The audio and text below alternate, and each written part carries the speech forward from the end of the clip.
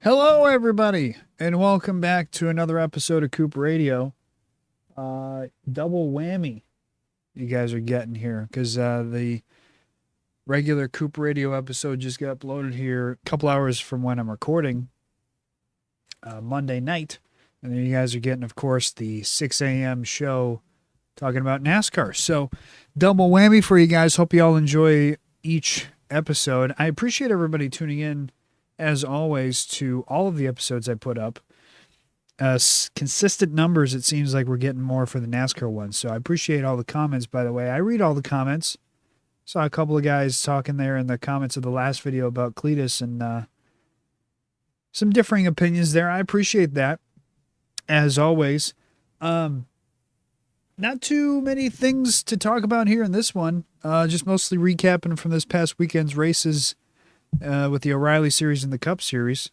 Some other small details within that weekend, and then also I might cover some other stuff. Some more stuff that happened during the week. But as always, I want to go ahead and start out talking about more NASCAR stuff.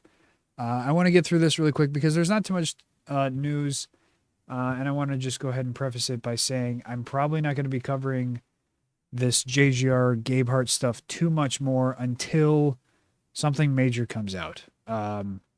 Until we get more like big time, like you remember the last NASCAR stuff that happened last off season between 2311 Front Row versus NASCAR.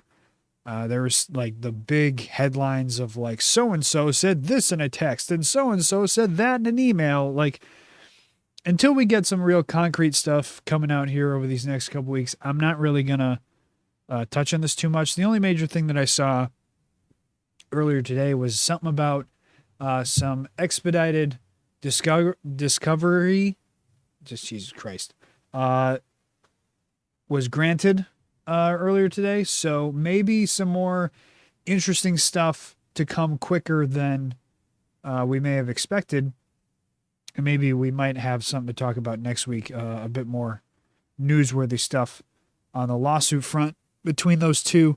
The only other major thing is, obviously, I don't know if I touched on this in the last one, or the last episode that I did, but there was some stuff that came out that showed like Joe Gibbs Racing really did hire like a private investigator to follow Gabehart around, which I thought was just weird. Like, I understand wanting to really dive in deep as best you can as far as trying to find out, is so and so really giving away trade secrets here, setups and stuff to another team, a competitor. But that stuff is just it's very odd to be hiring somebody to follow a former employee around. And if that were to happen to me, I would be wildly upset and extremely uncomfortable, and really it would just honestly destroy my relationship with whoever hired a private investigator to follow me around. I'd really want nothing to do with them anymore. So to me, not the greatest look on Joe Gibbs Racing and Joe Gibbs as a whole, but I don't think Joe Gibbs cares too much after they won the Cup race this weekend. So we'll be waiting on some more news coming out of the NASCAR front there. But some of the other major stuff really was more so the weekend happenings. The only thing that really jumped out to me that I want to touch on here again going into the weekend was the Alex Bowman deal. He sat out another week this week. And so it'll be interesting to see if he makes it back next week in Darlington. But he sat out these last 2 weeks in Phoenix, where we saw Alfredo fill in for him in the 48, and then this past weekend at Vegas, where we saw Allgaier fill in for him. Allgaier was a bit better than Alfredo, I guess. Obviously, the Alfredo thing was mired in a wreck that happened, so kind of hard to tell there. Listen, Allgaier was not great this past weekend at Vegas. That was pretty obvious. But at the end of the day, Allgaier has not really ever been considered as a Cup guy. He's been considered an O'Reilly guy for life. He has filled that Elliott Sadler role at Junior Motorsports perfectly. And you never think about him. I know that Junior has had quotes of like, we're lucky to have Allgaier in our team for as long as he has. He's a cup guy for sure, or he's cup talent level or whatever. It's like, no, he's not. You're just buttering him up. He's not cup talent level. He's perfectly fine in the O'Reilly role that he's in. And you can make a great career being an O'Reilly driver or a truck driver. So it's not a bad gig.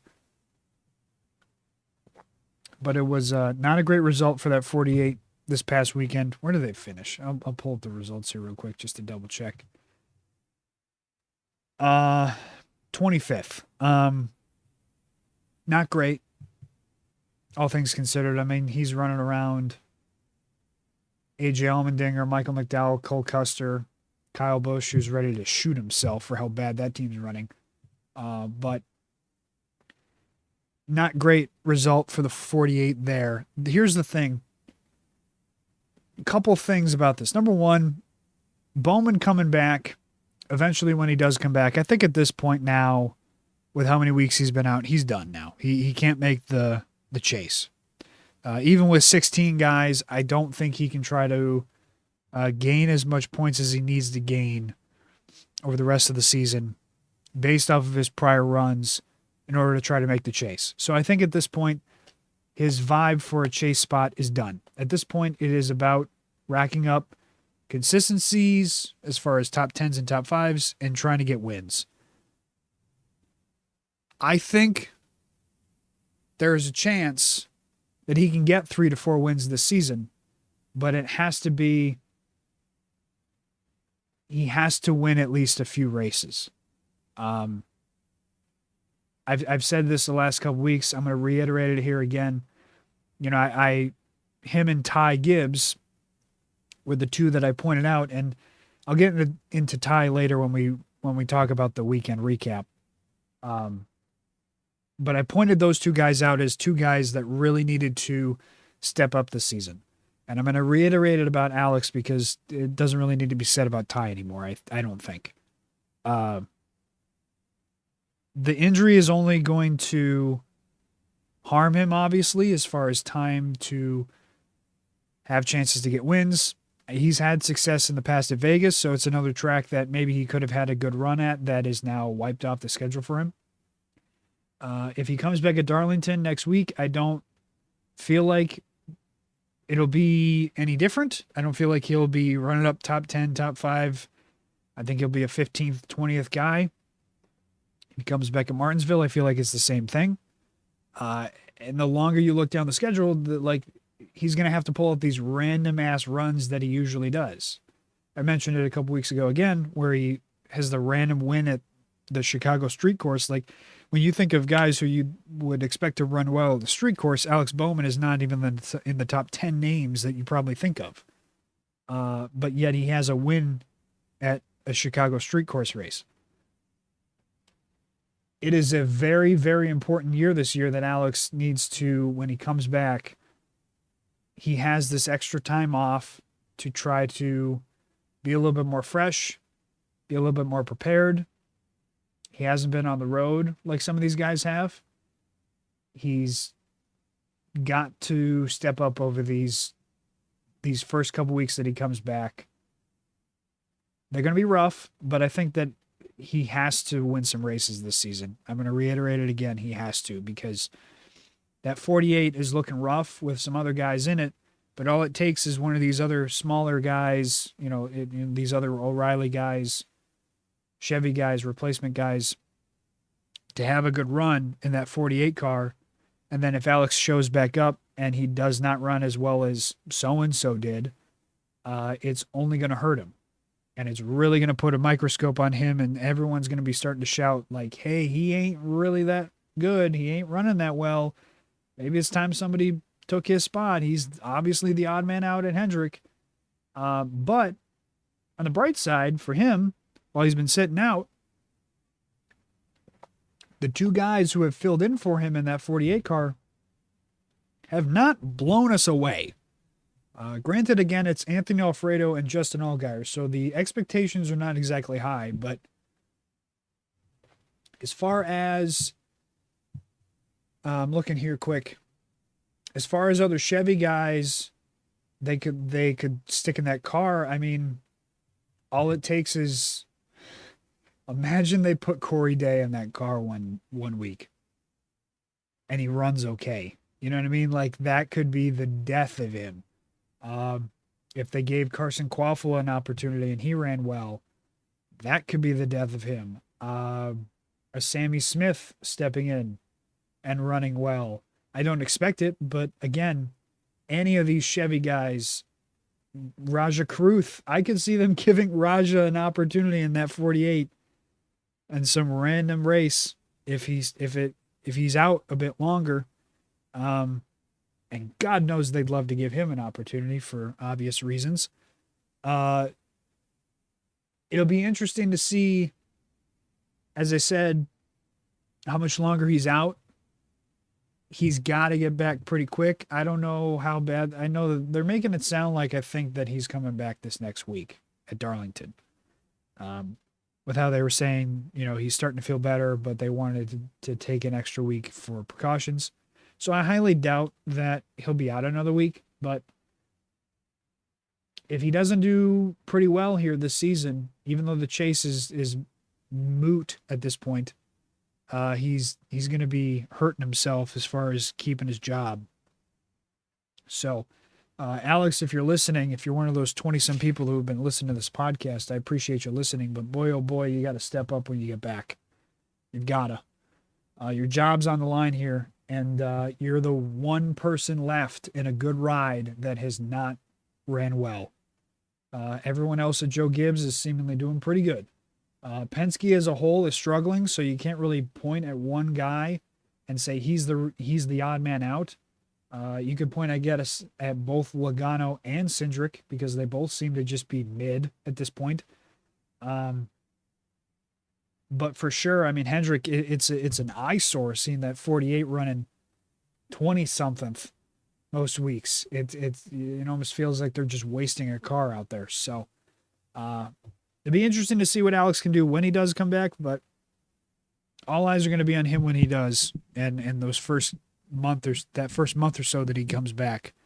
If he can not just run top 15, but you got to start finishing top 5, getting some stage points, running top 10 as a low. That's the expectation, I think, at this point for that 48, because especially last weekend, all the Joe Gibbs guys up front, all the Hendrick guys up front. If the 48 comes back and it's the same story these next couple weeks at like Darlington or Martinsville, where you expect Hendrick to be pretty good at Martinsville and you expect Joe Gibbs to be pretty good at Darlington, and, some guys on the Hendrick side to be good at Darlington as well. And if Bowman shows up and he's, 20, 25th, 15th at best, like it's an obvious outlier. So be interesting to see how that goes. But I don't really have too much news outside of the weekend stuff. So we'll go ahead and dive into the weekend recap. This might be a shorter episode for everybody, depending upon how deep I want to dive into some of the news from the weekend. Only 2 races this past weekend. Trucks were off. They'll be back next week at Darlington. The O'Reilly Series was here at Vegas along with the Cup Series. O'Reilly Series is off next weekend at Darlington, so it'll be just the Truck Series and the Cup Series at Darlington next weekend. So it should be an interesting weekend of racing. Biggest takeaway from the O'Reilly Series race, looking at the results here, obviously not too surprising that Larson was able to, even though he did not seemingly have the best car for most of the race, he was able to be at the front at the end winning it. Not too surprised by that. Some other small stuff. We obviously saw Zilich got into Jeremy Clements there towards the beginning of the race. Was a major wreck that they happened, but besides that, it was a pretty clean race. The only major crash leads into my ass hat of the week. I only have one ass hat of the week this week, and it is Sheldon Creed. So congratulations, Sheldon Creed. You won your first ass hat of the week award. Good for you. He, I don't know what he was on this week. Maybe the high of him winning last week was, or 2 weeks ago, I should say, whenever he won last, his first win, I think it was at Atlanta, maybe. Yes, yes. The high of from his win at Atlanta got to his head or something. Uh, I watched the whole race. Granted, they didn't have the camera on Taylor Gray the whole time, but for anybody who didn't catch it, there was an incident. Hang on a second. There was an incident between Sheldon Creed and Taylor Gray with like 50 to go. And this is, I think, the biggest thing that confuses me. There's like 50 to go in the race. Everyone is trying to get what they can out of their cars at this point. You're getting towards the end, but there's still 50 left. I mean, you still got 20 some minutes, 25 minutes of racing left if they all run green. So we still got a while. Taylor is going to make a pass on, I don't remember who it was. It may have been Sammy Smith. It was either Sammy Smith or Jesse Love, I think. But he's going to make a pass on Sammy Smith or Jesse Love. He goes to the inside. Now, at this point, Sheldon has got a bigger run coming behind him. He also goes to move to the inside. They both make the same move. Taylor is in front of Jesse, or not Jesse, in front of old Sheldon. He goes to make a move to the left. Sheldon follows him over to the left. Sheldon somehow, some way interprets that as a block. He goes to move a little bit farther to the left. Taylor's trying not to go 3 wide going into turn 3 as they're approaching the corner. So he goes a little bit more left. Again, expecting, I think, Sheldon to concede, back off, let Taylor have the corner a bit, let him go in, try to make the pass on Sammy Smith or Jesse Love, whoever it was. Maybe back up the corner a little bit and get another run off of 4, clearing Sammy Smith / Jesse Love, whoever it was. And then maybe also having another run at Taylor Gray coming out of 4, going into turn 1. To me, that is the optimal choice. Sheldon did not have the position on Taylor at all. He was following him the whole time. He never really got to his inside. And instead of Sheldon, again, conceding the spot, backing off and trying to get a run coming off of 4 and giving him turn 3, he just drove through him. Sheldon just flat out drove through Taylor Gray, turns him up the track, throws him up into the outside wall, ending Taylor Gray's day. And Sheldon Creed, of course, goes off to drive off and finish 3rd in the race. While I say my next part here, I can try to find, originally I did not have Taylor Gray's quote about Sheldon Creed. So I'll go ahead and pull this up now. I'm going to want to hear his take. So here's the only thing that I will give Creed credit on, is that he owned up to it. He owned up to it in the moment. He did say, look, I turned him. That was on me. But he also said on the radio that he can't keep blocking me, or he only gets so many blocks. This again goes to the point of I didn't see, nor do I don't think anybody really saw, what other blocks Taylor had on Sheldon throughout the race. Look, at the end of the day, the biggest thing to me is no matter how many times Taylor went to go block him, we are racing here. He is allowed to block you Even if he blocked you 10 times before that incident throughout the race, he has that right to do that. As far as I know, there was no egregious block thrown before this that would have warranted him to be upset with Taylor. Not to mention the fact that the block that Taylor threw at Sheldon going into 3 was not egregious at all. Like I said, Sheldon never had the spot on Taylor at all. Taylor was also going to make a pass. This was actually on Kyle Larson. I don't know where I got Sheldon Creed or I don't know where I got Jesse Love or Sammy Smith from, but it was actually going to make a pass on, or no, it wasn't Kyle Larson. They got the same fucking scheme. It was on Corey Day. They're going to try to make a pass on Corey Day. I'm seeing it now on my screen. And at the end of the day, it is a move that is wildly unnecessary. That, if anything, Sheldon has had stuff done to himself, similar things. Case in point, I know that everybody loves to point this out, the Austin Hill last lap incident at Martinsville, where he just flat out, this was back when Sheldon was still in the 2 car, where he just flat out destroyed Sheldon,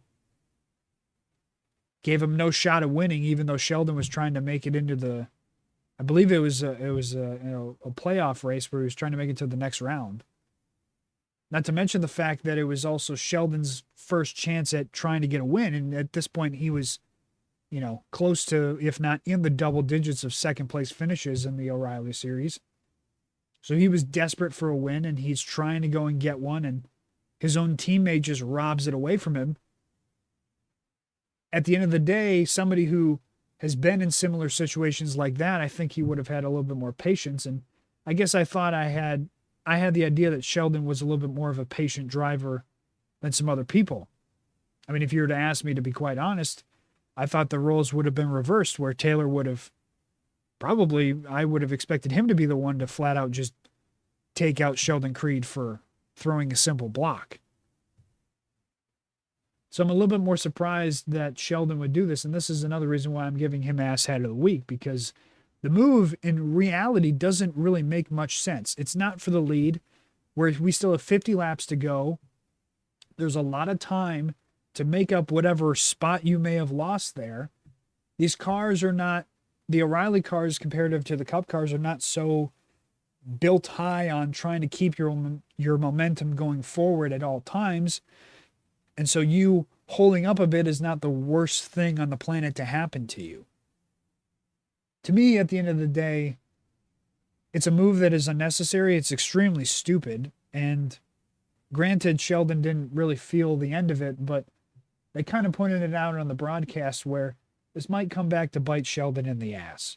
And I would say that if that was said on the broadcast for the Cup Series, and any sort of Cup Series driver was put in this position, and, so-and-so said, oh, he better watch his back, he's pissed me off now, and the commentators would try to hype it up, I wouldn't believe that there would really be any real repercussions on the Cup Series side. But when it comes to the O'Reilly Series side, these guys are more kids. They are less experienced. And I feel like this is something where it's like, yeah, they might hold grudges for this one.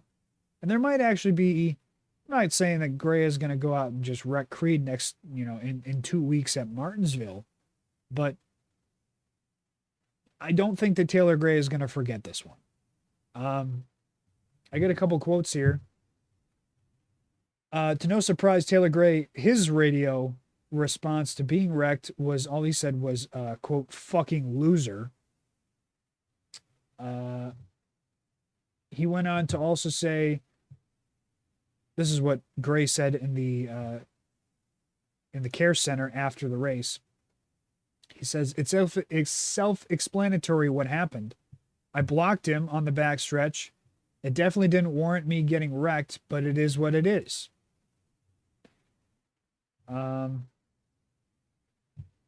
Creed, who also initially said, this is what he actually said. He said, quote, you only get a few blocks. That's what he said on the radio. And then he also went on to say, I was just unaware that he was that close to the number 17. I thought he was coming. I thought he was coming to me, and he was trying to poke inside the number 17. That's totally my fault. And then when he came down, my plan was to just try to roll in there with him and pack some air on him because I let him get away with the first couple blocks. Again, I don't know what these other blocks were. Never saw them. Maybe they happened. Maybe they were just the same way that that one was. Maybe they were more egregious. I don't know. But again, I mean, you are racing. You are allowed to block. And especially with these O'Reilly cars, as Sheldon just pointed out, you can go in there and pack a bunch of air on those back ends of the cars and get them out of control. I don't know if Sheldon really did mean to just pack air on him or if he did mean to bump him out of the way.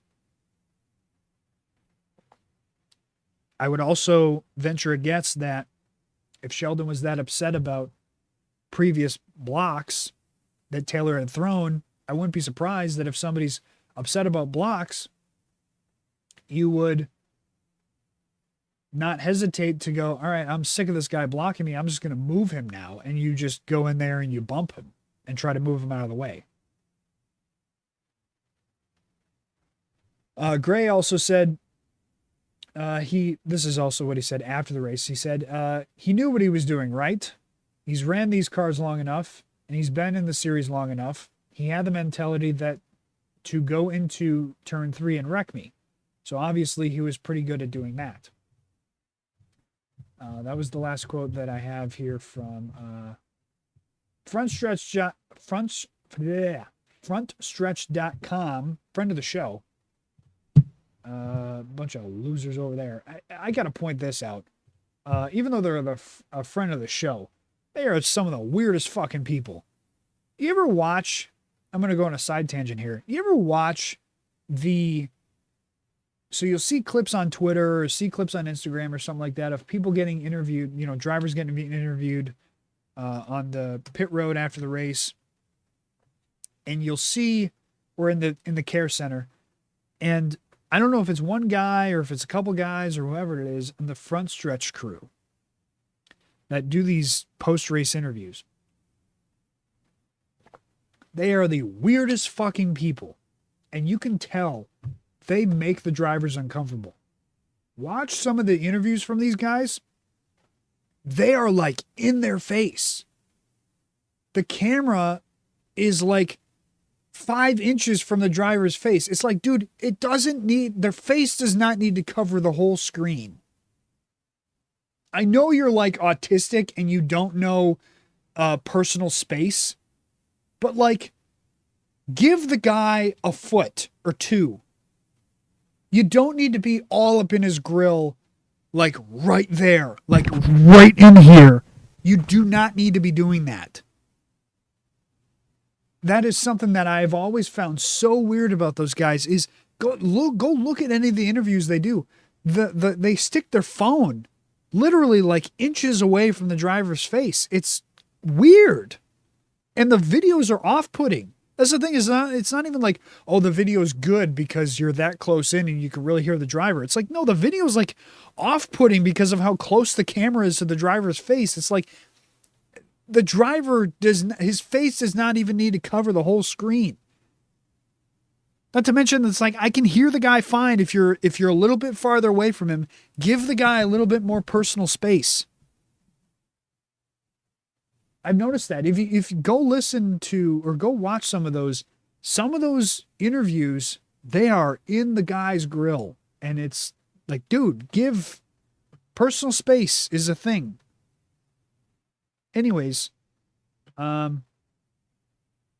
far as, like I said, to end this Sheldon Creed, Taylor Gray thing, it was unnecessary. It was unneeded as far as an aggressive move. I mean, it obviously hurts Taylor, but in the long run, it might only hurt Sheldon. And I don't know what Taylor might do. Here's the thing. I don't know too much about Taylor as a person. And if he's stuck in these positions where he would retaliate, I have a feeling that he probably will. The way he's been talking after the race, I wouldn't be shocked if he does something back to him here down the line. And at the end of the day, Taylor's last quote there is right. I mean, Sheldon is at this point an O'Reilly guy for life. He's not going to go any higher and he's not going to go any lower.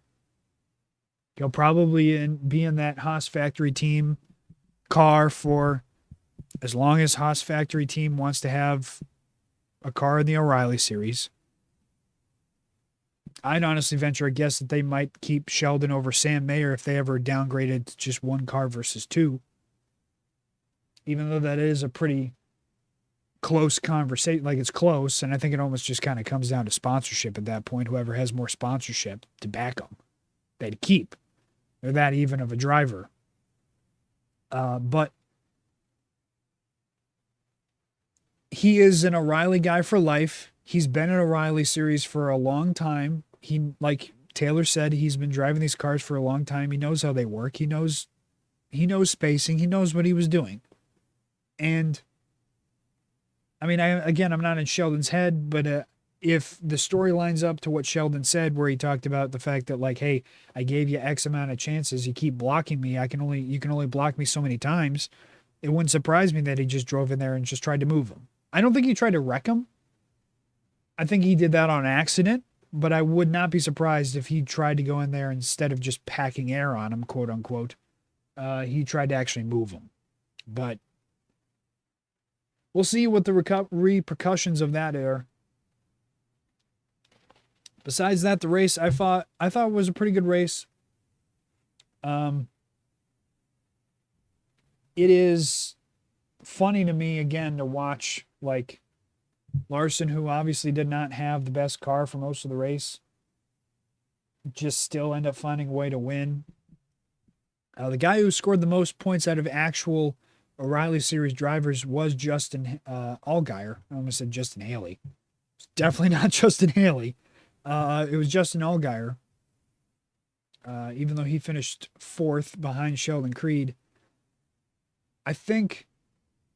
Sawalich has almost basically gotten back into the top 12. I think he is actually in the top 12 at this point.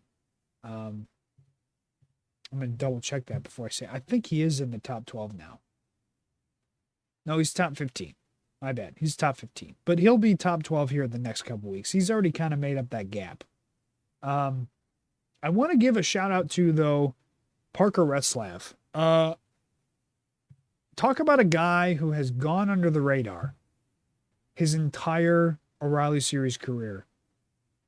He ran top 10 for a good amount of that race this past weekend at Vegas. And look, Parker is one of those iRacing guys who got his start in iRacing and then got an opportunity in a low-end car in the O'Reilly Series and has slowly and surely kept himself around, kept getting sponsorship, and kept getting rides. He keeps getting opportunities. And this past weekend, and I think is another example as to why he has kept getting opportunities, and he has been a pretty good, stable guy in the O'Reilly Series.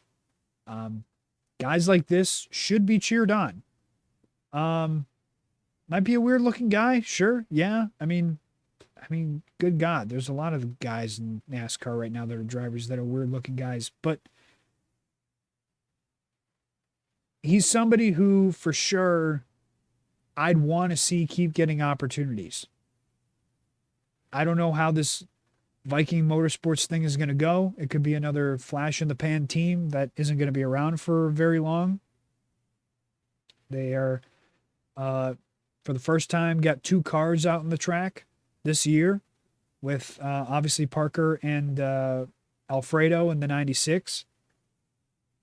I don't know how long that'll last. I don't know how long they'll keep two cars out there before probably the money will run out and they'll have to either go back down to one car or they'd fold. I don't know. It seems to be a theme within NASCAR as a whole that teams stick around for only a few years and then you all of a sudden see them go and they close up shop and sell to somebody else. But I hope that no matter where this team goes, or if they try to keep one car or keep two cars or whatever their plans are, I hope that Parker stays in the O'Reilly Series with a ride.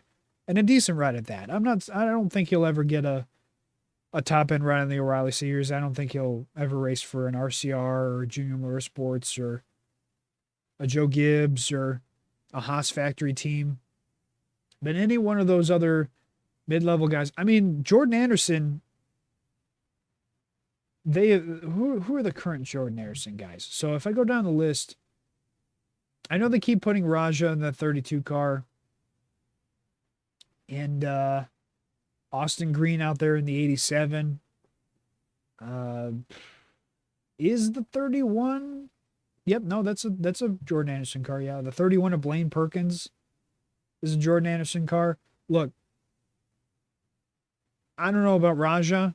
I know that's technically a Junior Motorsports guy that's in that 32, so I wouldn't even really count that. But out of all the other Jordan Anderson guys, I'd take Parker over all of them. And even like a Sam Hunt, I'd take Parker over Dean Thompson.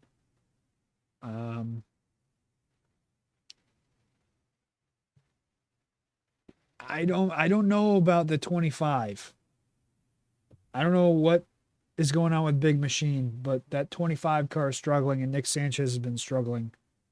Or no, that's not Big Machine. My apologies. The 48 is Big Machine, the Starpoli car. That's another look. I'm good for Staropoli. I'd take Retzlaff over Staropoli. You know what I mean? Like there's a lot of these rides that if the Viking Motorsports ride falls through, I think Parker is a good guy. He's a good driver, and he's somebody to keep an eye on, and is somebody who should be cheered. I mean, I know he's sitting ninth in the point standings right now, and you might be sitting like, oh, we'll see how it is at the end of the season. He's consistent enough to where maybe he might not make the top 12, but he should be on the periphery of that top 12, and for sure should be a guy to keep an eye on at the end of the season as far as competing for a spot in the chase. So shout out to Parker Retzlaff, friend of the show. All right. That's pretty much all I got for the O'Reilly Series race. Like I said, as far as point standings go, I'm not really going to dive too deep into the point standings. Allgaier's got the point lead now.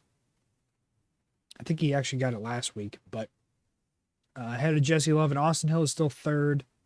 That's somebody who I didn't really point out. Austin was kind of just existing in this race where I expected him to be a lot better at Vegas. He's had success in the past at Vegas and just kind of sitting around the 12th to 10th place, for most of the race. And it's concerning a little bit where he's not up towards the front. Might be just off this week. We'll see how it is in a couple weeks at Martinsville, but I don't know.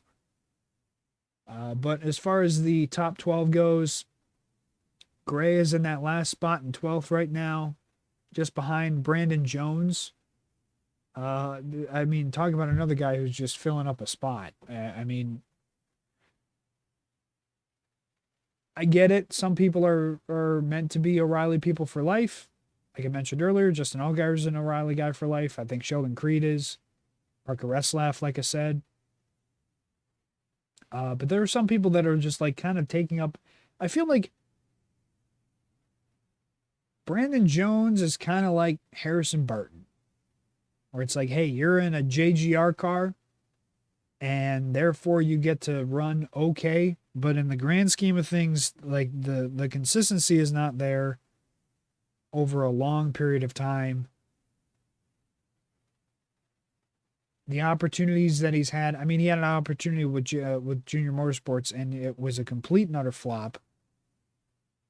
So he finds his way back to Joe Gibbs again. And again, I almost feel like he's just filling in a slot. He's obviously only there because of some deal he has with Menards. I mean, every Menards commercial is him. I don't understand why, out of all of the Joe Gibbs guys, or better yet, out of all of the teams that are sponsored by Menards, I mean, Blaney's sponsored by Menards, Cindric's sponsored by Menards at points. Brandon Jones is the one they choose for the commercials. So obviously Menards must really like Brandon Jones for some reason. And that has to be the only solitary reason as to why he's still getting a Joe Gibbs-esque car is the sponsorship. But we'll see how it goes for the rest of the season, I guess, in the O'Reilly series. But I'm not going to comment on Corey Day this week. I'll wait another week for him to, or we'll wait a few weeks for him to do something stupid at Martinsville, which he inevitably will do. I know he smacked the wall at one point during the race, but he didn't do anything stupid enough for me to point out yet. So we'll give him a break this week. Maybe it was because his protege, his teacher was out there, and Larson, so he was on his best possible behavior this week. On to the Cup Series. Congrats to Denny Hamlin. He was very confident going into the weekend. Said it does not matter about practice. It does not matter about qualifying. I will have one of the fastest cars, and don't take anything away from practice. Well, you could take something away from practice. There were some guys that had good long run speed in practice, that had good long run speed in the race. But like I said, I mean, Denny was one of the faster cars. There were points where it kind of seemed like he did not have the long run speed. And then coincidentally, the last somewhat long run, he actually had it figured out and was able to keep himself at the front just long enough to get the win. Chase was chasing him down, no pun intended, there towards the end, and was really starting to make gains. No matter how much they make improvements on this car, though, it is still very obvious that dirty air is way too much of a factor in these things. Listen, once you get within like 5/10 of a guy, dirty air starts to play a factor, and the fact that it still hurts him that much. I mean, you get into lap traffic and it kills your run. And the guy who's behind you has clean air, and while you're sitting there trying to play with lap cars, I mean, they just take chunks out of that lead that you'd get. And then even once you catch the guy in front of you that you are catching, you get within that 5/4 of a second gap. I mean, your run just dies. It takes you having to run way up high, and again, it's that stupid guessing game of trying your best to not run in the same line as the guy in front of you, hoping that he doesn't, mirror drive good enough to always pick the right lane that you're in. And it's a constant game that honestly is just kind of annoying. It's not even really, to me, I just don't think that's not really racing to me, is a guessing game of which lane to be in at the right time. Like it should just be, okay, your car is better in the bottom lane. My car is better in the top lane, or vice versa, or we're both better in the top lane, or we're both better in the bottom lane. And we should just be able to run whatever lane that we're best in, regardless of whether there's a car in front of me or not, because that's just where my car is better. If Larson's better on the top side, then he can set his car up to run the top side and bang the boards the whole race. And if I'm better on the bottom, or if so-and-so is better on the bottom, then I should be able to run on the bottom. But it is so annoying to me to watch, even though the 1.5 miles are the better races in this next-gen car, they still are. It's still annoying to me to always have to watch that and know, okay, Chase is catching Denny, but now they're running the same lane, so then now Chase's ability to gain on Denny just dies like that, and now he's just stuck. It's very, very, very annoying to watch. But overall, I thought the race was pretty good. Not too many cautions. There was only one caution for cause, which was the Connor Zilich thing. I don't understand what the deal is, and maybe if you go listen to Door Bumper Clear, the fat ass who sits up in the spotter stand will probably explain it to you again. As far as why, for some reason, the spotter communication is so terrible at Vegas, where for some reason a guy who's obviously pitting can't get the message to everybody so that the people behind him know, hey, so and so's pitting here.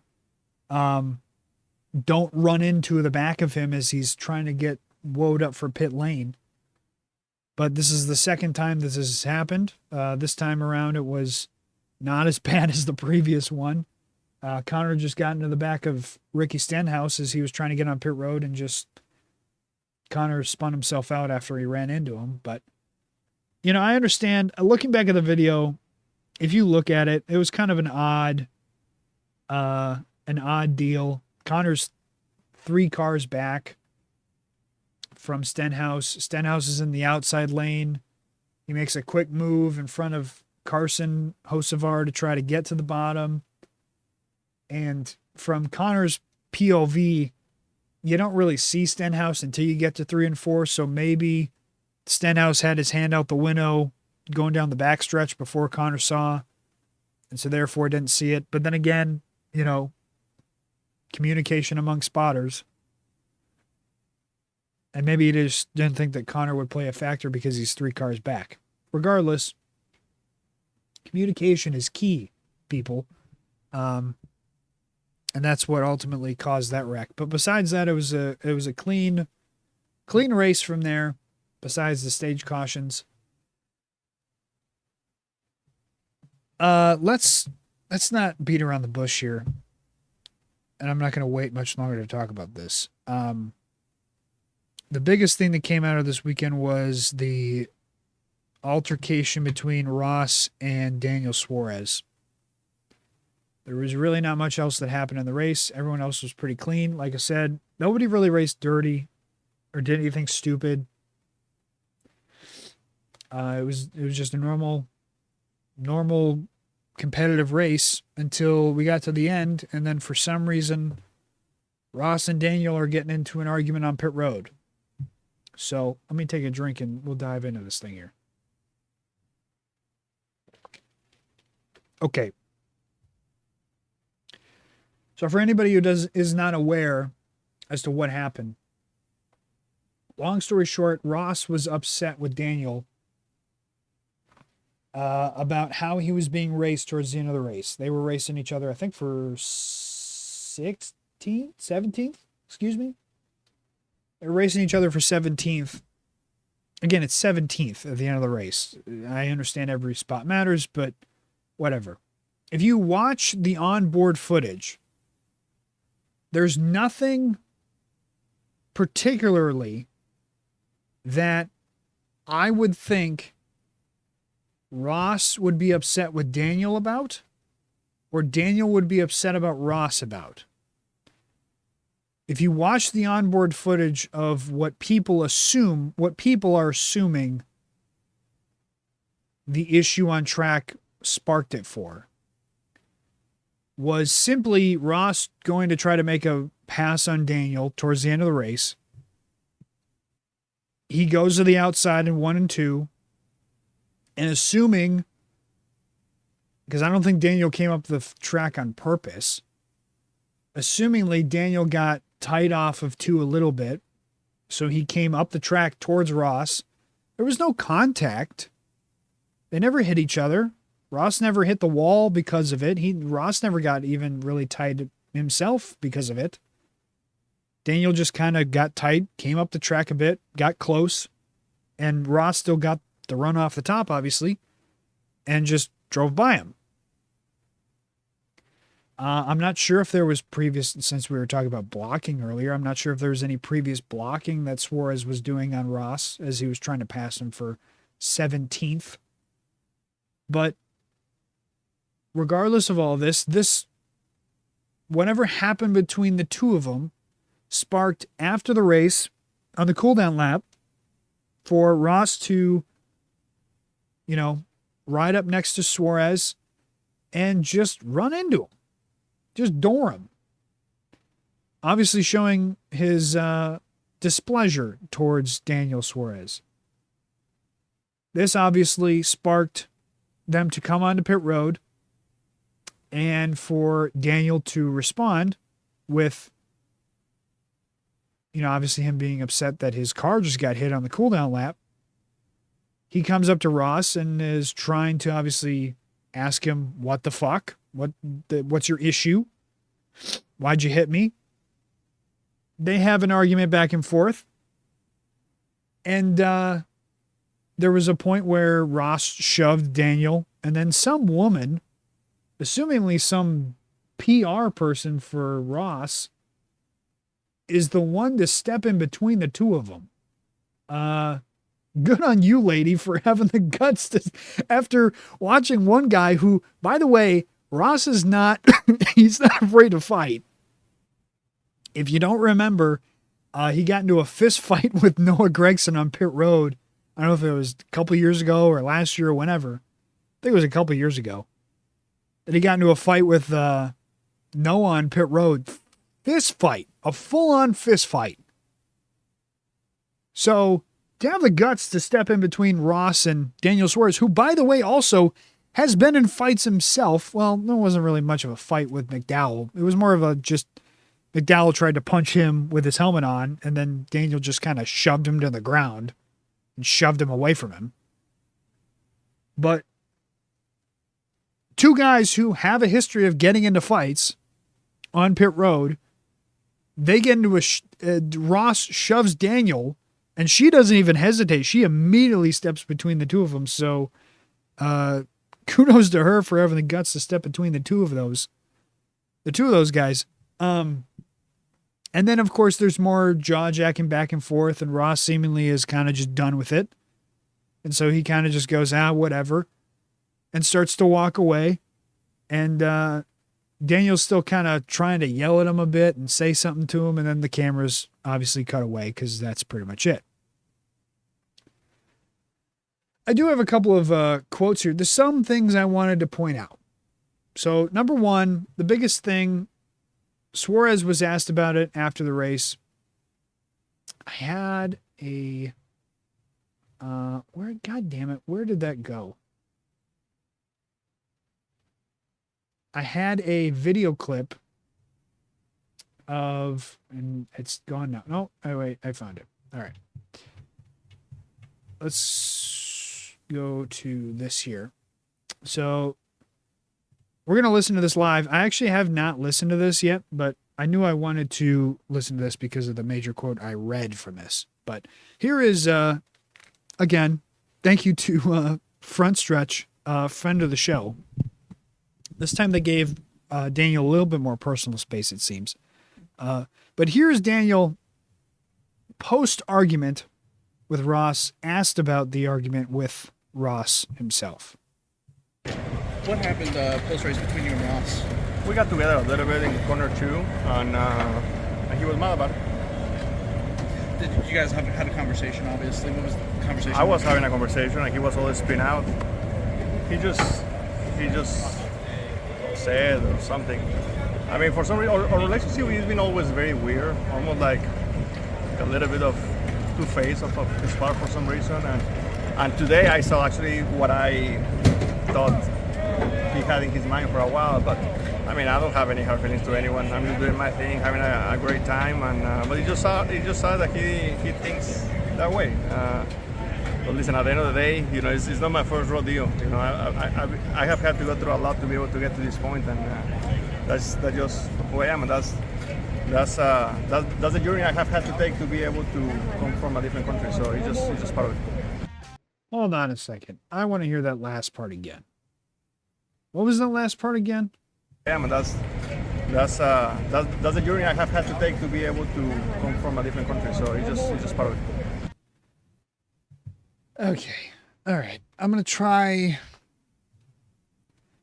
my best to be as unpartisan as I can be here with this. Listen, I don't know where this whole two-faced thing comes from as far as Daniel's belief that he's two-faced. But as somebody pointed out, quote tweeting that video on X. They said Suarez has had at least 5 run-ins with Trackhouse, and we just finished week 5. I'm pretty sure Chastain is not the problem here. Someone's just bitter he lost his ride. Which also goes to somebody was playing lip reader during the video on Ross Chastain. After the shove, he goes and tells Daniel, get out of here, get out of here. Get out. And then he says, you got fired. Go. He says, go away. And then he just shakes his head and walks away. Now, this whole time, Daniel seemingly, I think, is trying to bait. It almost seems like either Daniel is trying to put his hands behind his back in order to,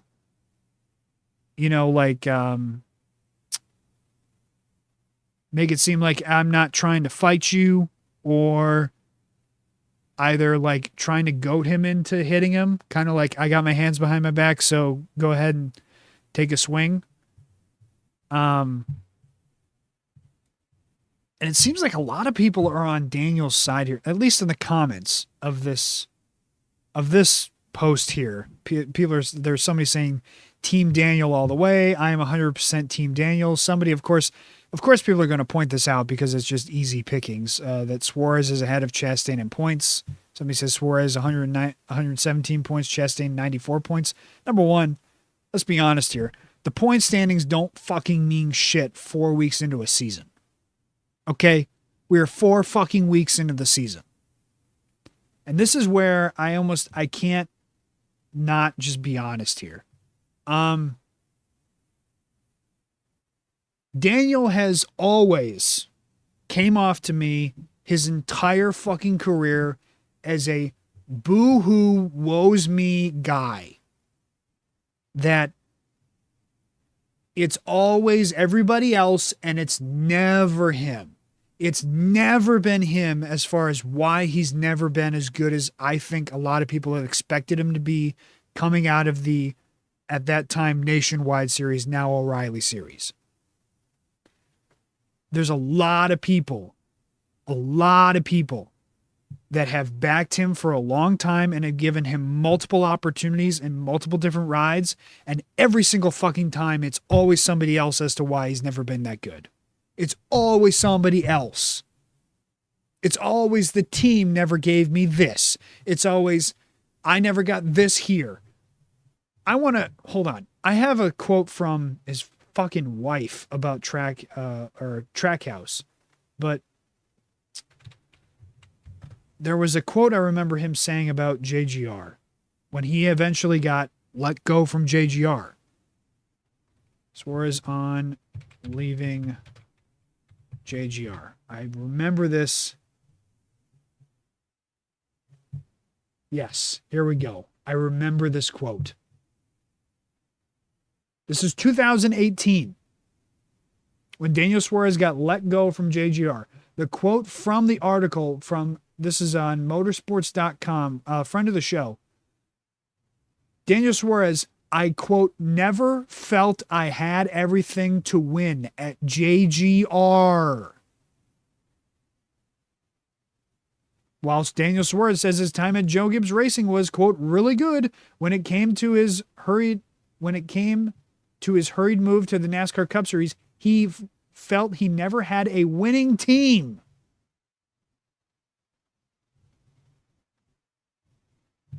This is a quote. Joe Gibbs Racing was really good for me. We ran together for 4.5 years. We won races. We won a championship and a lot of good things. But when it got to the Cup Series, things were not the same. I never felt like I had everything to win. Quote, I never felt like I had everything to win.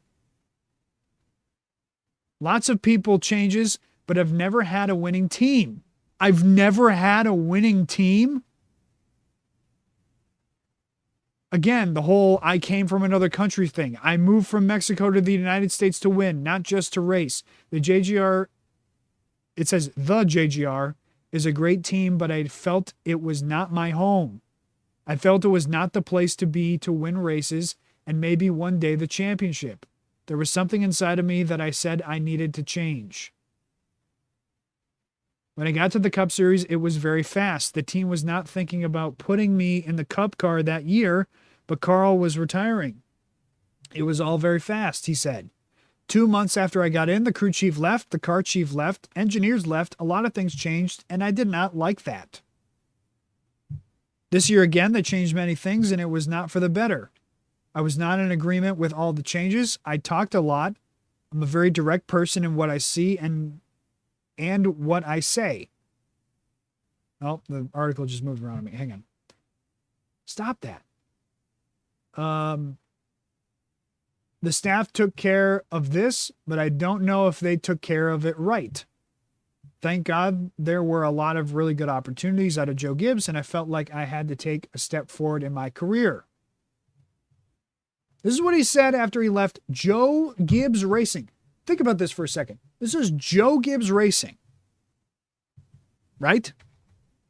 This is the same team who, as he pointed out the previous year, Carl Edwards had just about won the championship in 2016. In 2016, Carl was a few laps away from winning the championship, right? This is also off the heels of 2015, where Kyle Busch, if you remember, broke his leg, Daytona Speed Weeks, I believe in the Xfinity car, Nationwide car, whatever it was called at the time, and came back halfway through the year, won X amount of races during the regular season, and was by far the best guy throughout the entire playoffs and won the championship. So you can sit there and you can say, well, I wasn't in a winning team. Brother, this also goes into the heels of 2017 where, again, Toyota as a crew and JGR as a crew had some of the best equipment. 2017 was the year that Truex won the championship with Furniture Row, which, by the way, was basically JGR equipment. So this whole idea that he didn't have winning equipment and it wasn't the right fit with Joe Gibbs Racing was a joke. What do you say about leaving Stewart Haas? Because this is where he went next. He went to Stewart Haas Racing.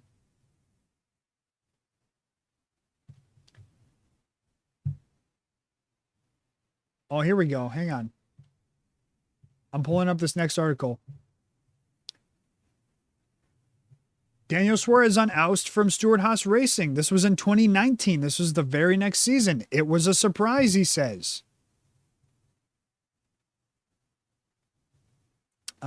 I am a little disappointed, he said. A lot of people have worked very hard on this team to try to put everything together, and unfortunately it wasn't enough. We needed a few months. We had to find a big amount of money to keep the ride for next year. My group of people, friends, and a lot of people at Stewart Haas Racing went to work, and we actually did a pretty good job. Suarez was believed to have the funding required for another season, but he confirmed exactly that. However, the dollars weren't all accounted for at this point in time, which wound up being the deciding factor. We pretty much got the goal, but unfortunately, part of the money wasn't on the table at this point, he said. It was going to come a few months later, and it wasn't enough. It was a little unfortunate. It was a surprise. I was as shocked as you guys are probably right now, just a couple of nights ago. It is what it is. One door closes and another door opens.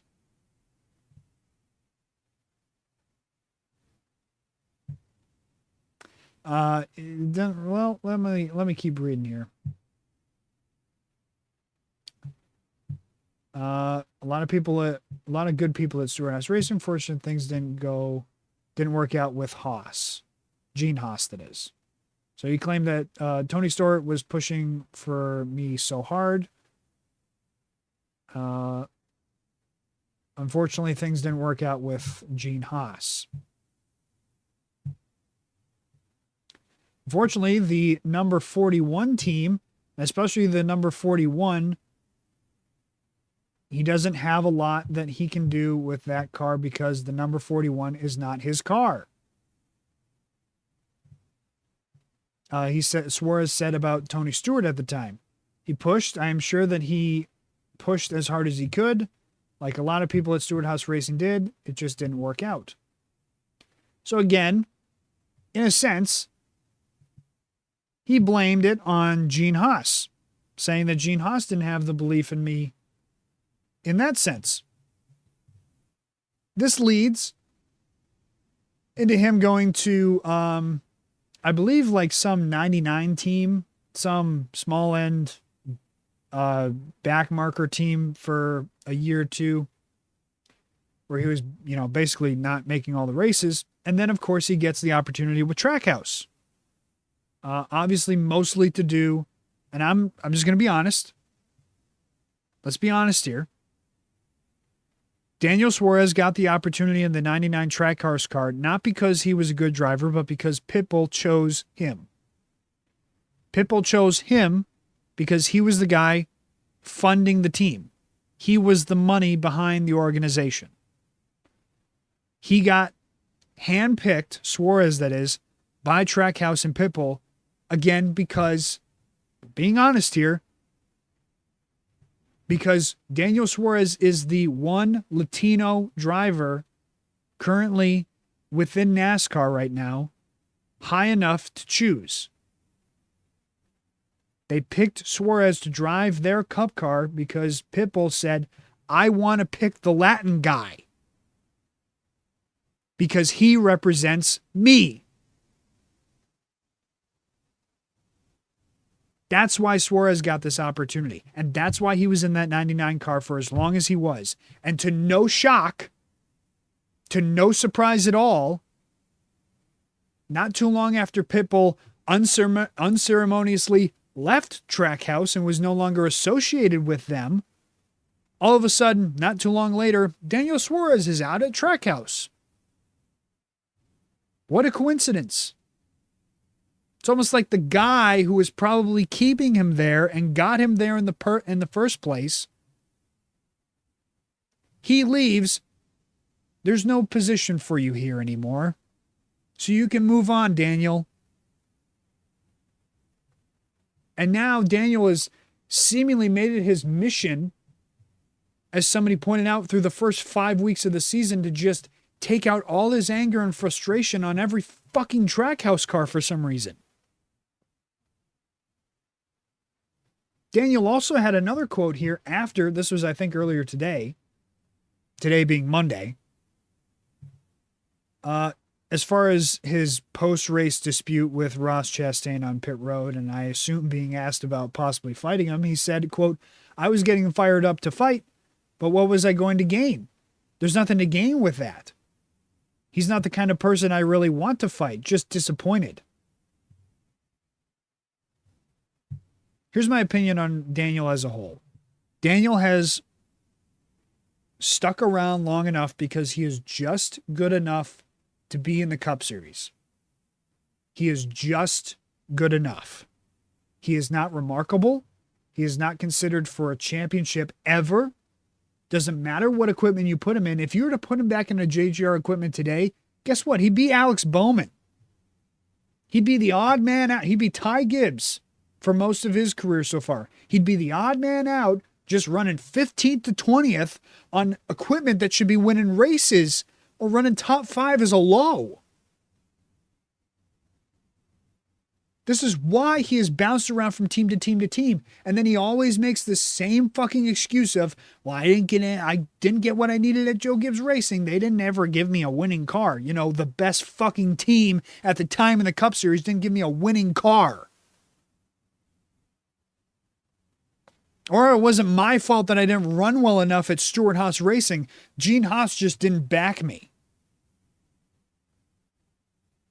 Or whatever excuse. And then his wife goes on Twitter after he got fired from Trackhouse earlier this year, and he had a qualifying run of 4th at, which track was it here? God damn it, which track was it? Suarez had a qualifying run of 4th. I'm gonna go look here quick.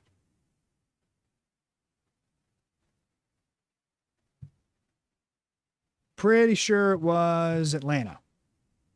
Right? We're gonna check here. It's taking forever to load here. No, it was not Atlanta. I thought it was Atlanta because he finished decent there. No, it was Phoenix. That's right. I think it was Phoenix.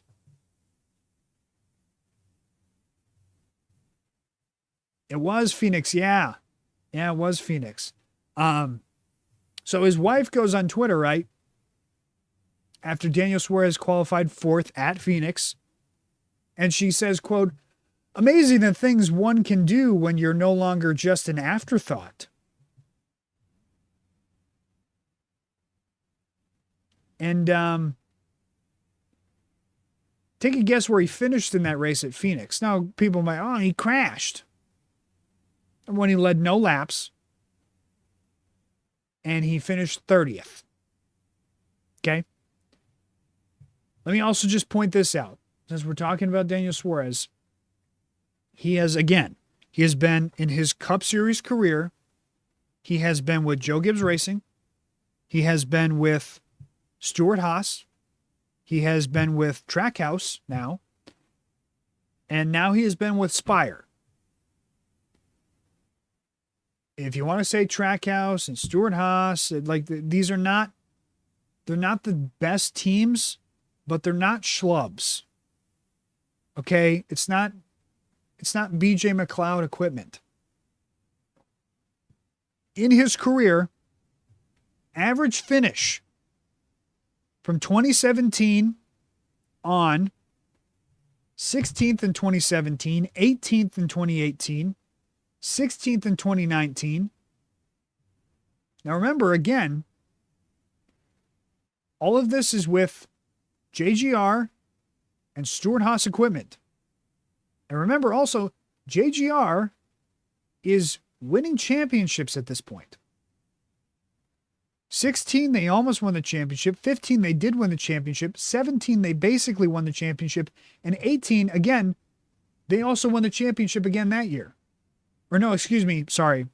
18 was Joey. 19 was the year they won the championship. Regardless, they were in contention also, by the way, in 18. They had the big three. Okay, the big three was basically 3 Joe Gibbs cars. It was Kyle, Denny, and Martin. They were all Toyotas. Remember in 2018, they were considered the, quote, the big three. And then Logano came in at the end and won in Martinsville and snuck his way into the Final Four and ended up winning the Final Four race and won the championship. So again, 16th and an average finish of 16 in 2017, 18 in 2018, and 16 in 2019. 2020, he was an average finish of 26. Again, that was the weird like 99 car that wasn't really a car. It was like a backmarker car. 21, it was an average finish of 20th. 22, yep, I'm just making sure. So now in 22, now we're again getting into Trackhouse because 21 was Trackhouse. Was the first year with Trackhouse, I should say. Average finish 20th. 22, average finish was 16th. Sound familiar? 23, average finish is 19th. 24, his average finish is 17th. And 25 last year, average finish 20th. Is all sounding familiar?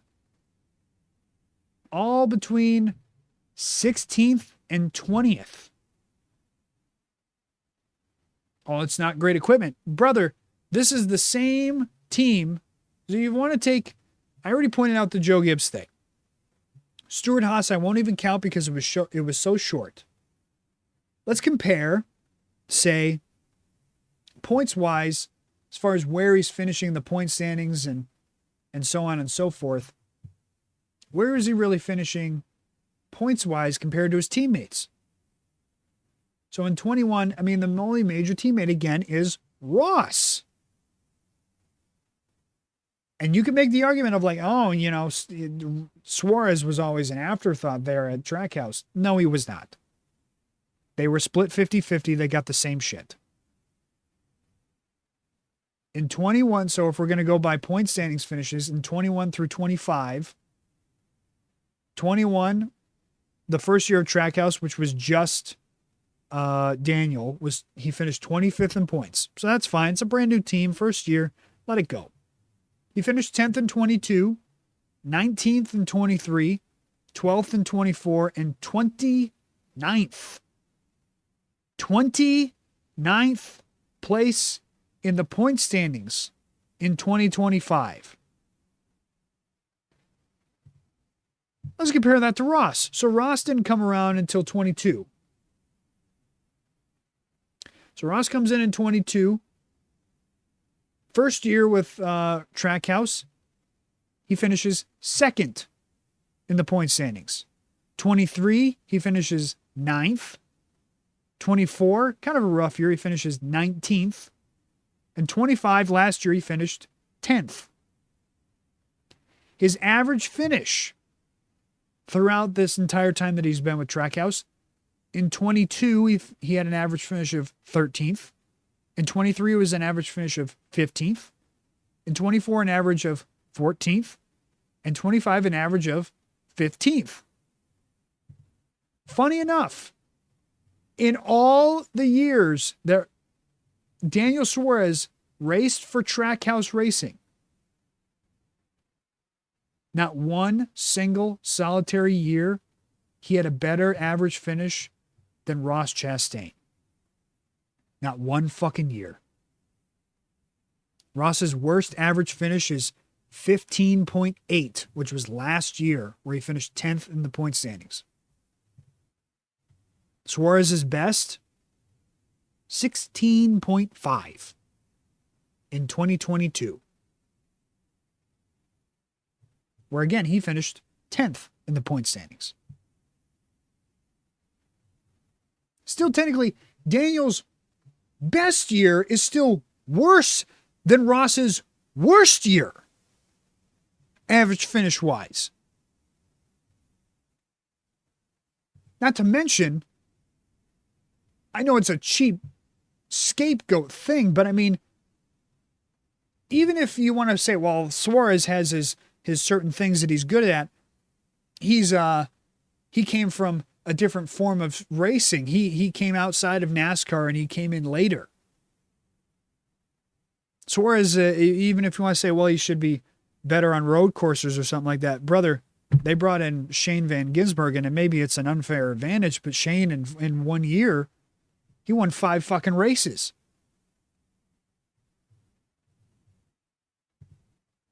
He's came in that team and he has dominated on road courses. It's not even a competition.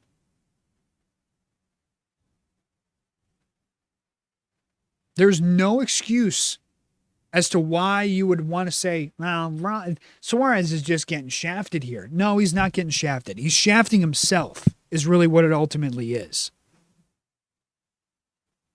And I don't know if it's intentioned or if it's coincidence, but if it is coincidence, it's a hell of a coincidence that for some reason, all of these incidents that he's had to start the year for the first 5 fucking weeks of the season have all been with Trackhouse cars.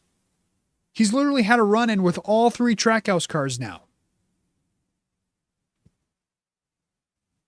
So I wouldn't doubt if part of Ross's issue with Suarez is the fact that he's seen for the first month of the season this same guy who was previously a part of the team constantly fucking with all your teammates. He sees him fucking with Zilich at Coda. He sees him fucking with SVG. And now he's fucking with you. It would piss you off. And I'd take a shot at him too with my car. If I felt like he was fucking with me, I'd take a shot at him with my car too. So this idea that like Daniel Suarez is this blameless victim, have you watched the first month of the season? And this other stupid idea that all these other people on social media are like making this excuse of like, I stand with Daniel Suarez. This person here on Instagram, Daniel's not wrong. I don't blame him for being frustrated with Ross. Why?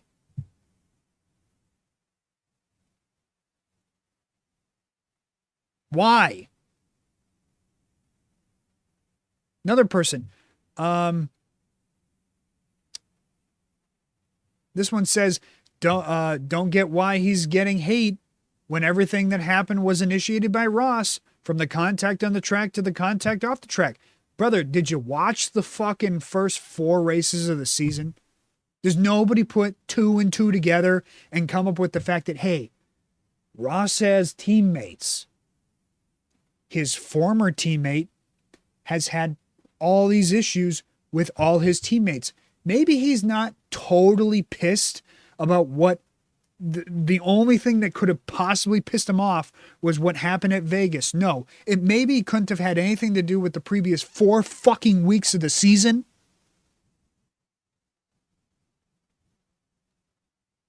Suarez loves to play this fucking victim all the time.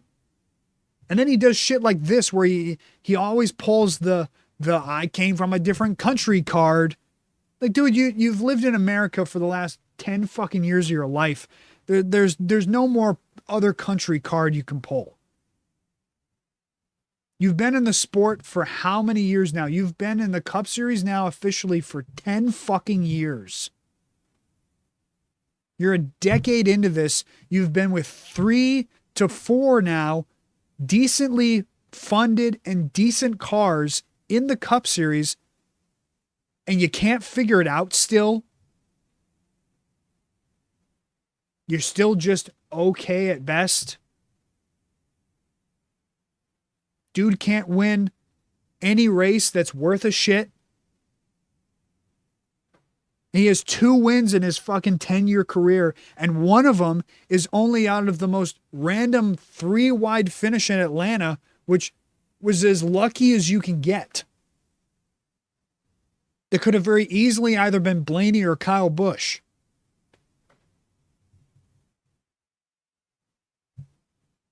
So, at the end of the day, whoever's at fault at Vegas or whatever, that to me doesn't matter. That is minute in the grand scheme of things. The major thing to me at this point is the simple fact that this guy is an issue constantly. And I don't even mean like, oh, he's an issue on track constantly. That's not what I mean. It is the sole reason why I say that is he is a guy who is just stuck around long enough to where people think that he's good or think that he's not getting the opportunities he deserves, or they have short-term memory loss or long-term memory loss, and they have memories of goldfish and they don't remember what happened years ago, and they don't even remember the fact that he used to be with JGR. They don't even remember the fact that he used to race for Stuart Haas. They only remember the fact that he was just with Trackhouse. And because his wife goes on Twitter and says some shit like he never got an opportunity at Trackhouse worth a shit. He was an afterthought there. He was not a fucking afterthought. The entire time that Pitbull was there, I guarantee you that they wanted to market Daniel Suarez more than Ross. Because although Ross is a funny guy and an entertaining guy and is a fun guy to watch on the track, I guarantee you they wanted to give the guy who's Mexican more of the spotlight. More of the funding, they wanted to see the guy who's the minority do better. This is a fucking sport now that is more woke than it's ever been. As a whole. You don't think that they wanted to see as a team, they knew that the minority guy, the Mexican guy, was more of a guy to be marketable to sponsors than the random white guy with a beard who's a watermelon farmer. It's way more attractive to sponsors like Coca-Cola and big-time sponsors to want to sponsor a guy like Daniel Suarez if he's got any sort of minute of success than a guy like Ross.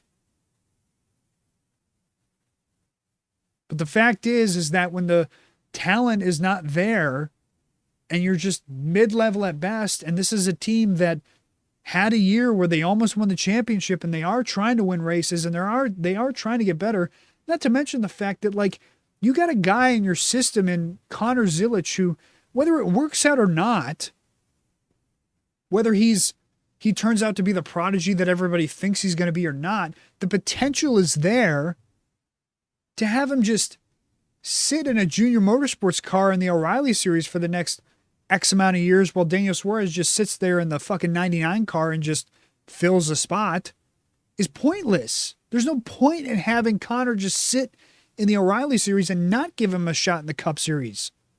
The potential is there in spades. He's already shown it in the run that he had at Coda, that if the ovals don't work out, the road courses are there for him. And he's only going to continuously get better at the road courses, so he's going to be even in contention for wins even more. So this idea that, like, he got shafted, it's like, dude, you sat in that team for how many years and you sucked it up? You did a whole lot of nothing. You barely made the playoffs every other year, and then you had years where you finished fucking 29th in the points. An average finish of 20th in a fucking Trackhouse car? Meanwhile, your teammates are off winning 5 races in a fucking season and making the playoffs no matter how bad their average finish is. They're still able to point their way in. Why are you 29th in points in a car that was at least should be in contention for making a playoff spot? At least. You were nowhere close. Look at this points. Let's go look at the point standings in 2025. I want to see who beat him. Let's think about this for a second. Here are the list of drivers who beat, and I'm not going to list all of the major names, as far as the guys who made the playoffs and stuff. I'm not going to list those guys. Here are all the guys who didn't make the playoffs. So this isn't going to count. This isn't going to count the guys who won random races. So it's not going to count like Austin Dillon, Josh Berry, SVG. It's not going to count those guys. Here are all the guys who didn't make the playoffs, who were ahead of him in points. Chris Buescher should be. Chris Buescher is much more talented than Daniel. He's in somewhat, I would categorize it as equal equipment. I think RFK is like secondary in Ford and Trackhouse is secondary in Chevy. So I would categorize them in this as equalized in equipment. But Chris is much better of a driver than Daniel Suarez is. Ryan Preece finished 18th in the point standings. Ty Gibbs, for all the shit people give him, he still finished top 20 in the point standings. Brad Keselowski, it's not even an argument. I love Brad. He's washed. He is completely washed. And yet Brad still finished 20th in the point standings. Kyle probably wanted to kill himself last year just as much as he wants to kill himself this year. And yet he finished 21st in the point standings last year. In an RCR garbage bag. Michael McDowell finished 22nd in point standings. Carson Hocevar finished 23rd in Spire equipment. Eric fucking Jones in a Legacy Motor Club car finished 24th in the point standings, right next to his teammate John Hunter fucking Nemechek in 25th. Like, dude, you're getting beat by the Legacy Motor Club cars. I understand that they have somewhat improved over the last couple of years, but Jesus H. Christ, those are the cars you expect to be finishing around 30th in the point standings. AJ Allmendinger finished 26th in the point standings. And then the two guys who beat out Daniel Suarez for 27th and 28th were the two front row motorsports cars. Todd Gillen and Zane Smith. Think about that. Zane Smith beat out Daniel Suarez last year. Daniel Suarez just beating out Ricky Stenhouse Jr. in 30th, who is in the bottom of the fucking bottom when it comes to Chevy equipment. And yet Daniel just beat out him. Another one who just lost his fucking job, Justin Haley in 31st. Justin Haley got fucking fired from the 7 car, and Daniel only just beat him out. The only reason why Daniel even got an opportunity to be in the 7 car this year in the Cup Series is because of whatever sponsor he brought with him. Now, I don't know what his deal is as far as years or whatever. If you asked me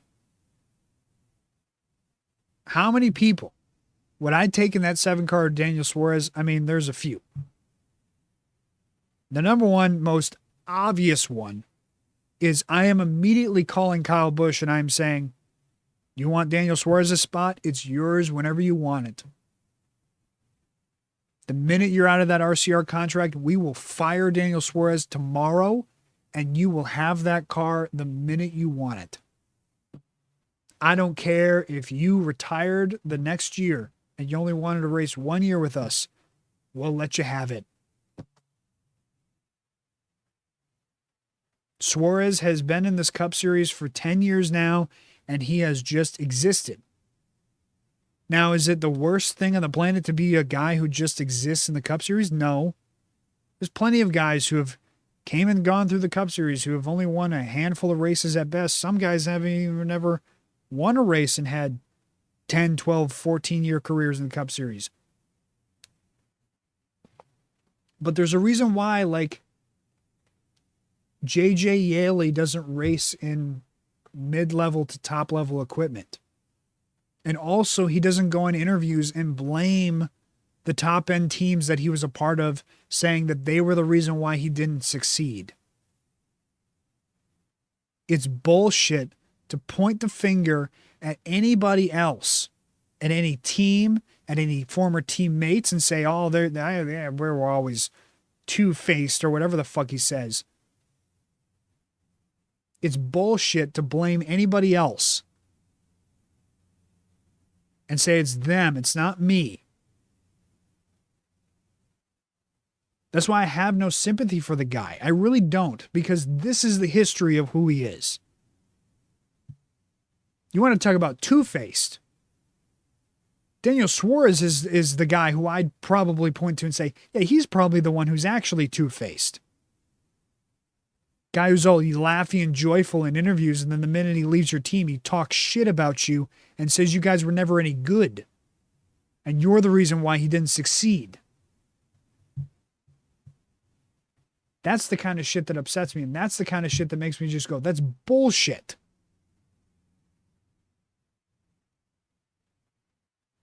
So as far as the incident on track, I don't know who to blame. I don't know who to blame. But did Suarez do anything in particularly wrong in that exact instance? No. But again, as nobody is seemingly remembering, for the previous 4 fucking weeks on track, all Suarez has done is had issue after issue after issue with other Trackhouse cars. So give me a break about this Suarez is innocent. You all have fucking memories of goldfish? Like, what the fuck is wrong with all of you people? Watch the fucking races. Remember what happens in this shit. Maybe you'll realize that, hey, maybe it isn't all Chastain's fault. Or it isn't all, Chastain isn't just the one who's just a hothead who's just losing his shit. And yeah, he is right. Suarez, you did get fired. And maybe there's a fucking reason why you got fired. It's maybe because, I don't know, maybe because you're just not that good. You're just filling a role for somebody else to take in the future. Whatever, I don't want to waste any more time on this guy. As far as anything else that happened in the race, like I said, there wasn't much that happened actually in the race. Pretty clean racing all around. And like I said, I had a long ass rant about that. But like I said, not too different as far as what happened in this race. The point standings wise, looking at this now. Oh, that's the 2025 one. Never mind. I was about to say, I'm like, how the fuck did Ross get to the point lead? Or not Ross. How the fuck did Larson get to the point lead? But no surprise here. The gap is closing on Wallace and Blaney, though. That's 61 to 67 down from, of course, Tyler Reddick, who still has a 61-point lead over second place. Some other notables, boy, oh boy, did SVG and Carson fall off these last couple weeks. All three of the guys right there, 14th, 15th, and 16th, they really fell off these last couple weeks. Hocevar and SVG especially. SVG did not run well at Vegas. I kind of thought he'd be a little bit better here this week, but he did not have the speed. He was like dead last for most of the race. As far as some other notables, Chase Briscoe trying to make up that point gap. I'll get into Chase here a bit more when we get in the top 10, but another one, just the previous times were not his fault. This race was his fault. He had a speeding penalty that he had to try to take the whole race. And this is the thing. When you've had all this bad luck to start the season and you're back in 30-something points because you've wrecked in almost every single race, being a little bit more cautious about certain things like that is probably the smart move. So you aren't digging yourself even more of a hole. You're not hurting yourself. You've already gotten hurt enough. You don't need to hurt yourself even more.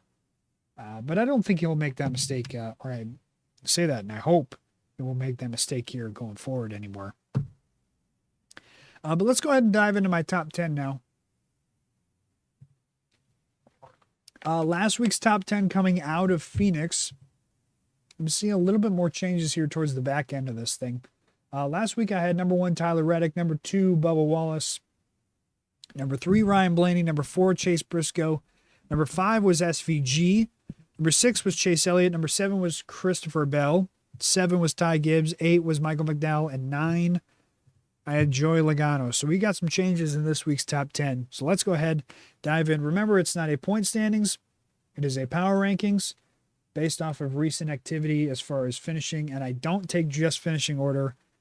As I said, I take how you're actually running. So, number 10, William Byron has entered the chat, ladies and gentlemen. He is in at number 10.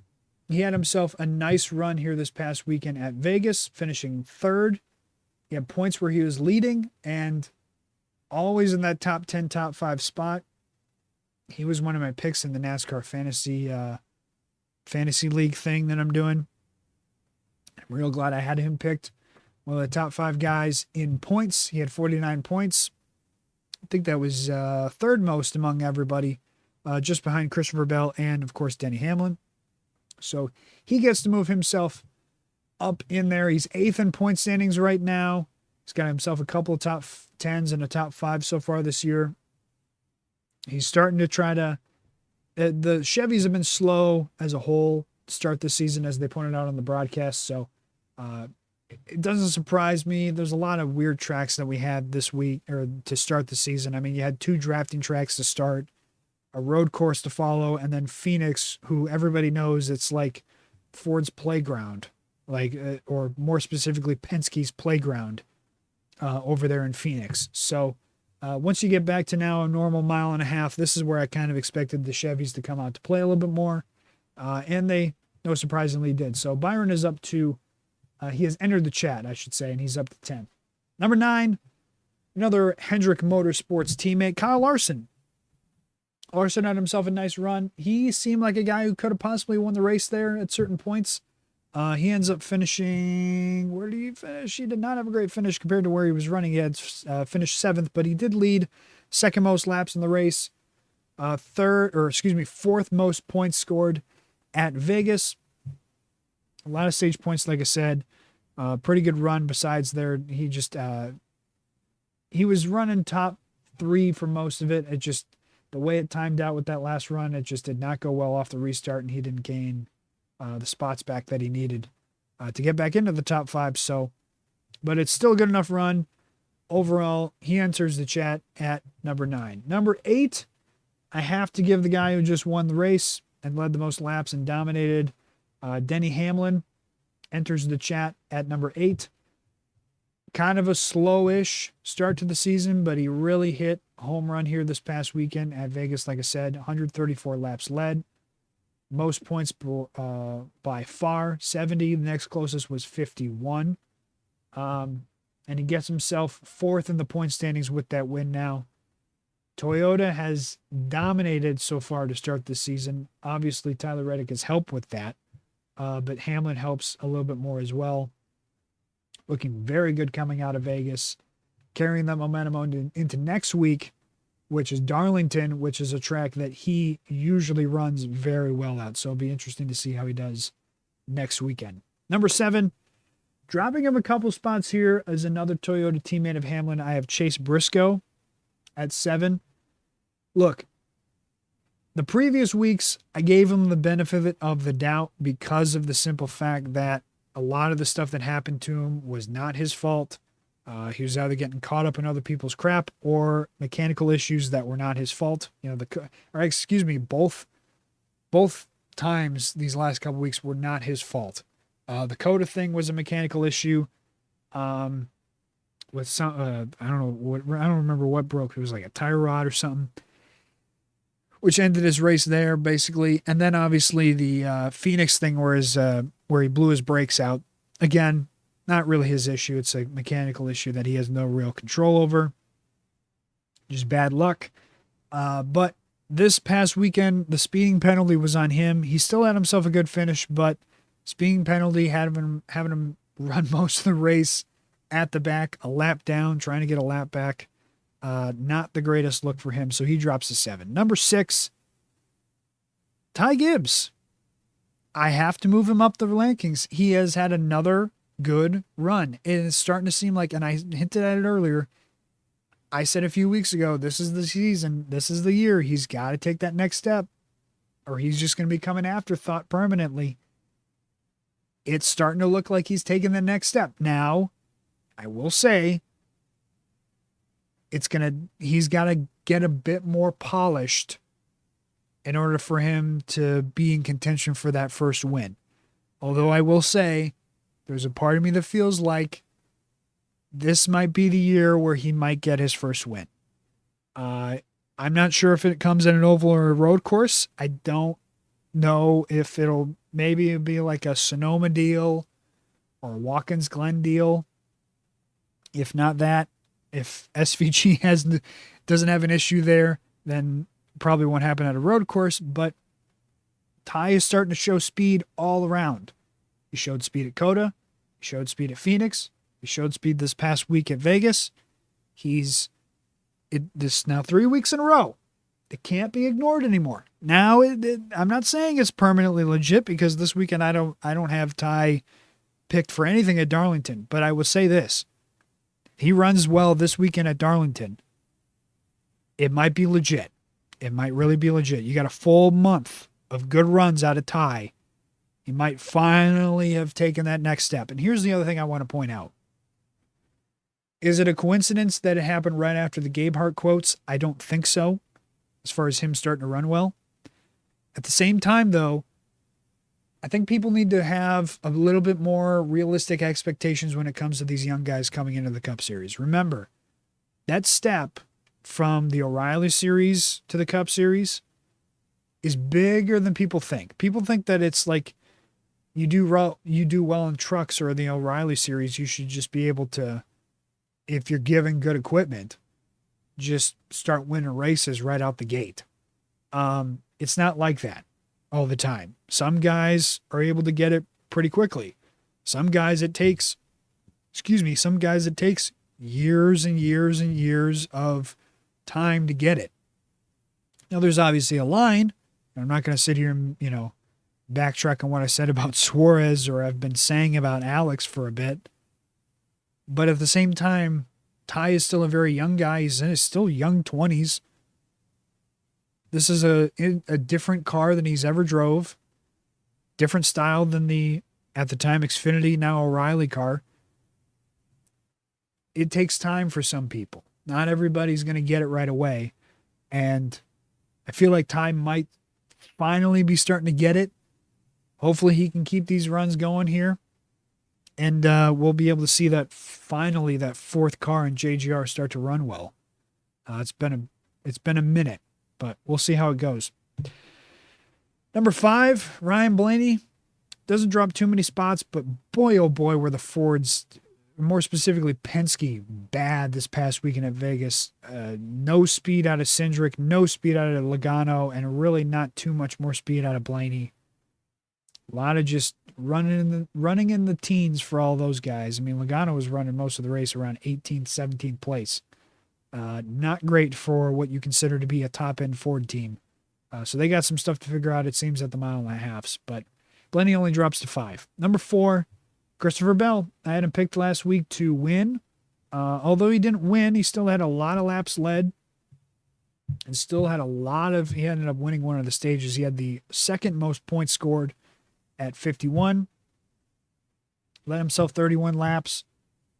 He seemed like one of the guys who could have had a shot to win, if not for Logano, Jesus Christ. If not for Hamlin, could have very easily had a shot to win, but still a very good run for Bell. I am not going to spoil it yet, but keep an eye on him still this next weekend for Darlington. Bell's been running pretty well here recently, and I think he's going to continuously keep that momentum forward. Number 3, Chase Elliott. Surprisingly enough, is going to move up a couple spots here in my power rankings to number 3. He had himself a surprisingly good second place finish. Although he didn't lead any laps and didn't have a lot of stage points, he had the right run at the right time. He is as advertised. He is Mr. Consistency. He is right now sitting 5th in the point standings, two top 5s, 3 top 10s.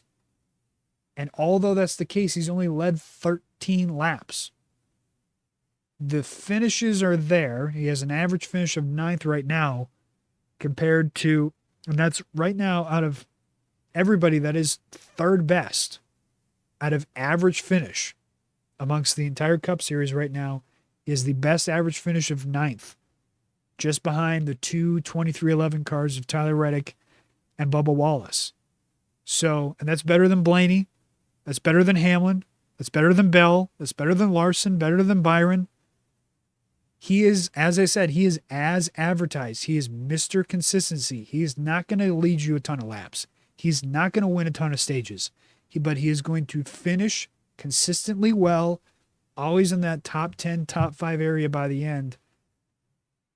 So I have to award him for that, and I have to give him that 3rd place spot. Number 2 and number 1 have not changed. Bubba Wallace still had himself a decently good run. He was running top 5, and he was doing pretty well at Vegas. Again, one of his strong suits is Vegas, it seems. But he had I think he had a bad adjustment there towards the end of the race, and he ended up falling back to 9th. But still got a lot of good stage points and was one of the top guys points-wise coming away from Vegas. And no surprise, number 1 is still Tyler Reddick. I know he's not ran nearly as well as he did the first 3 weeks, but still ran well enough to keep himself in that number 1 spot, I feel. And the 3 wins, like I said, are enough to keep him at the front here for a bit until somebody starts to catch up. So there you go. There's our top 10 power rankings coming off of Vegas. Tyler Reddick, number 1. Bubba Wallace, number 2. Chase Elliott, number 3. Christopher Bell, number 4. Ryan Blaney, number 5. Ty Gibbs, number 6. Chase Briscoe, number 7. Denny Hamlin, number 8. Kyle Larson, number 9. And William Byron, number 10. I think that there's really only 2 real surprises here 5 weeks into the season, as we're starting to see some more familiar faces in the top 10. I think the only 2 major surprises I have in here are obviously Bubba Wallace being number 2 in my power rankings, and Ty Gibbs, number 6. I mean, those two guys have surprised me for sure is how well they ran to start the season. It'll be interesting to see how they end the season. So wrapping this episode up, 5 guys as we go into Darlington. I'm excited for Darlington. Denny Hamlin has really hyped this race up on his podcast, talking about how out of control these cars are going to be this weekend in the Cup Series, with how hot it's going to be and how unstable these cars are. And with the added, I think the downforce package is what's going to make it so unpredictable and so out of control. It's like the short track package where the spoiler is very low. So there's not a lot of downforce. So it should be a very, very interesting race this weekend. So the 5 guys to watch this weekend, I think some pretty obvious names. I mentioned Christopher Bell earlier. I think he's on a hot streak here. I think he's somebody else to keep an eye on going into Darlington, keeping that momentum going. He's got some good speed right now. Speaking of speed, his teammate Denny Hamlin has always been fast in Darlington. I have him as my number 2 guy to watch. Usually he's one of the best, and I think he'll probably carry the momentum from winning at Vegas into Darlington. Larson is usually pretty good at Darlington as well. Somebody who is able to bang the boards pretty well and get close to that wall and use that speed off the corners. I think he'll probably be somebody to watch as well. And I think Chase Elliott is another one to watch.